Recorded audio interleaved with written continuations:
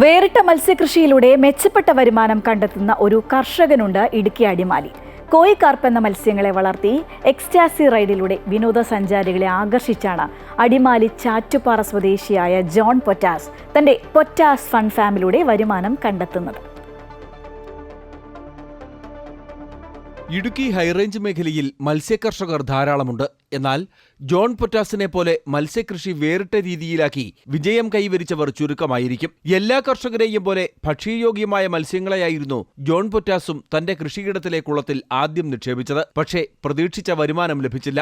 ഇതോടെയാണ് വിനോദസഞ്ചാരികൾ കടന്നുവരുന്ന പ്രദേശത്ത് മത്സ്യകൃഷി തന്നെ എന്തുകൊണ്ട് മറ്റൊരു രീതിയിലാക്കി മാറ്റിക്കൂടാ എന്ന ചിന്ത ജോൺ പൊറ്റാസിനുണ്ടായത്. അതോടെ ഭക്ഷ്യയോഗ്യമായ മത്സ്യങ്ങളെ ഉപേക്ഷിച്ച് ഇദ്ദേഹം കാണാൻ കൗതുകം ജനിപ്പിക്കുന്ന കോയി കാർപ്പിനത്തിൽപ്പെട്ട മത്സ്യങ്ങളെ കുളത്തിൽ നിക്ഷേപിച്ചു. പതിയെ മനുഷ്യരുമായി അടുത്തിടപഴകുന്ന രീതിയിലേക്ക് മത്സ്യങ്ങളെ മാറ്റിയെടുത്തു. അങ്ങനെ എക്സ്റ്റാസി റൈഡിലൂടെ സഞ്ചാരികളെ ആകർഷിക്കുന്ന പൊറ്റാസ് ഫൺ ഫാമായി ജോൺ പൊറ്റാസിന്റെ കൃഷിയിടം മാറി.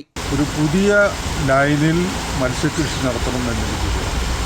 അതായത് തിന്നാൻ വേണ്ടി അല്ലാതെ കൗതുകത്തിനു വേണ്ടി, ആനന്ദത്തിനു വേണ്ടി, എൻജോയ്മെൻറ്റിനു വേണ്ടി മീൻ കൃഷി നടത്തുക.